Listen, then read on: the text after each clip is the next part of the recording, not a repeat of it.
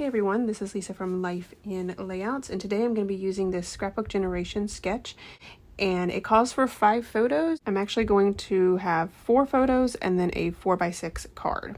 I'm going to be using this Imagine That collection from Echo Park, and I definitely use a lot of the really busy pattern paper in this one, and I love the way that it came out. So I'm going to go through the paper and I'm going to pull out this 4x6 card is what I'm going to be using in place of the 4x6 photo on the sketch.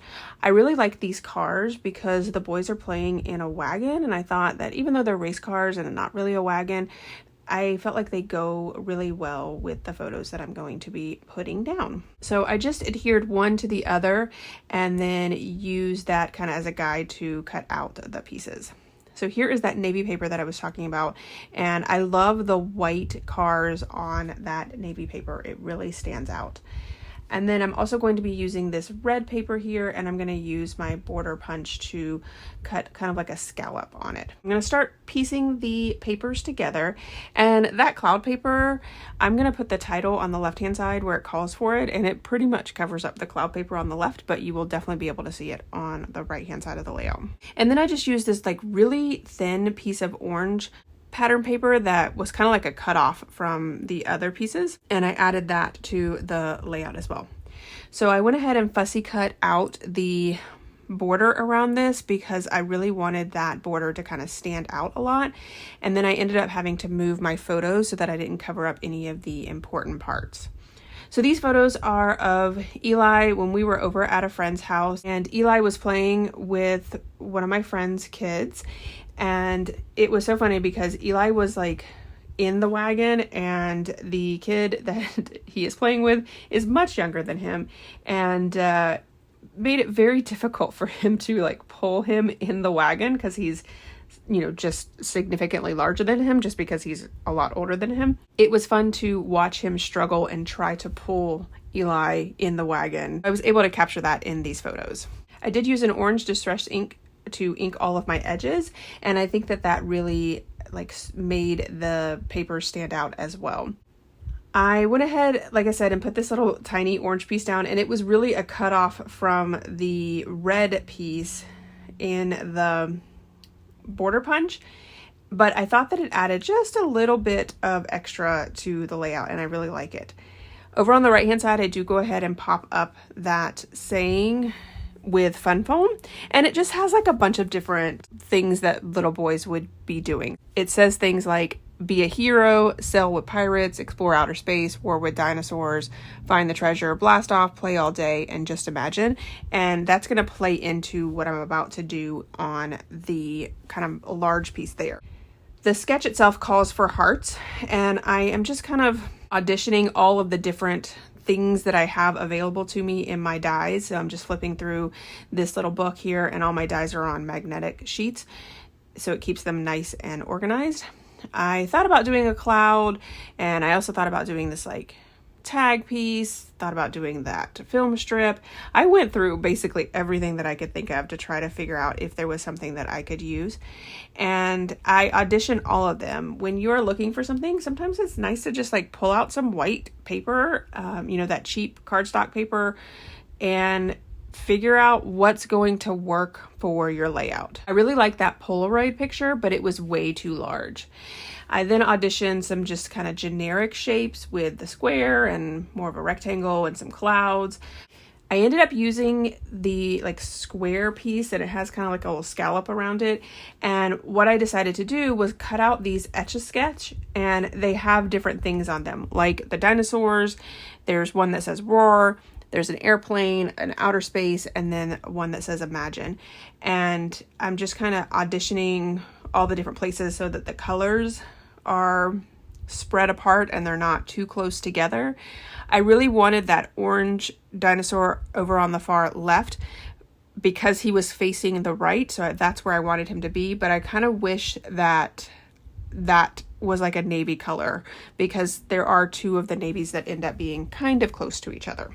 I decided to pull out the ink that matched the Etch-a-Sketch, ink the edges around the Etch-a-Sketch with the same color or a color that was similar. And that was mainly because there was a little bit of white showing, and the inking really masked that with the Etch-a-Sketches. But I did use the orange on the white squares. So the white squares are placed flat to the layout, and then the Etch-a-Sketches are put up on fun foam. And then I go ahead and just try to do, again, some math, trying to figure out how to place these so that they are equal distance between each other and they are spaced out nicely. So once I get all of that kind of spaced out, I do go ahead and put them down directly on the layout. And I decide that I do need another one. I thought I could get away with just 2 on the right hand side, but I really did need another one. So I went ahead and cut out another one. And that is where I am like trying to figure out what color to match. And I do end up going with the green one that says Roar. So then back to the same process of inking the edges. Then I had to cut out another white piece. Had to figure out which order I wanted them in. It was kind of cumbersome to get all of those out again because I had not cut enough. But I think it was well worth it because the Etch-a-Sketches really do kind of make this layout. And even though the Etch-a-Sketches have nothing to do with what's going on in the pictures. So I fuss around again with it, trying to get it to all line up properly and make sure that it looks nice. Using my T-square ruler to make sure that it's straight. I went ahead and pulled out these like really big brads. I mean, these things are huge, and I think that it works well because the paper is so busy in the background that because they're large, they don't get lost in that busy background.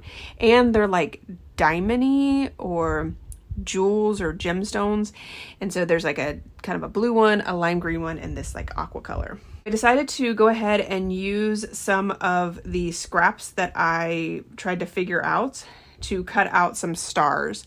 And I thought the white was going to work, but it just didn't look right against that. I really thought that against the navy it would work, but because it's so busy, the white kind of got lost. So I went ahead and just cut out a bunch of them because I'm going to make some DIY thickers where I'm just adhering. I think I ended up doing 3 pieces, and then I ink the top of it. So I have 3 white pieces together. It gives them that dimension, and I do it in the stars, and then I also do it in that arrow shape, which you can see over on the right hand side. I'm going to zoom in a lot so that I can show you what I'm doing. I'm basically just putting the shape right on the ink pad and then using my foam to dab it, and that is getting kind of both sides of it as well as the edges around it are all going to be in that orange color. So this is where I cut out the arrows, and then I'm going to use the same technique where I glue 3 of them together and then using the ink pad to ink it up just like I did with the stars. I didn't zoom in on this one so you can kind of see a little bit, but you got the gist with the stars, or hopefully you did. So I made 3 for each of the clusters. There's one like way on the far left and one on the far right, and then kind of one right there in the center. So I don't really make a triangle with this one, but I feel like with my title being as large as it's going to be, I needed a lot more embellishments down at the bottom as opposed to having one that's up there in the upper right hand side.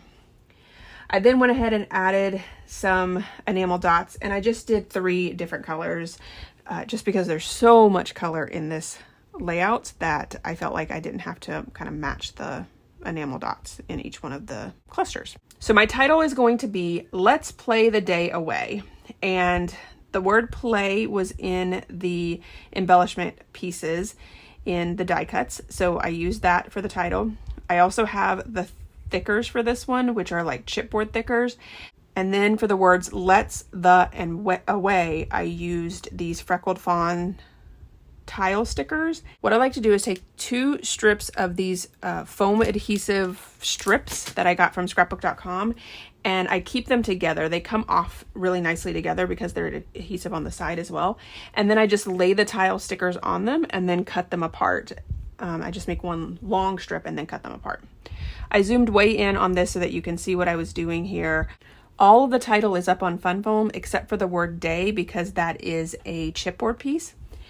But I think that it really needed that dimension because, again, this layout is super, super busy.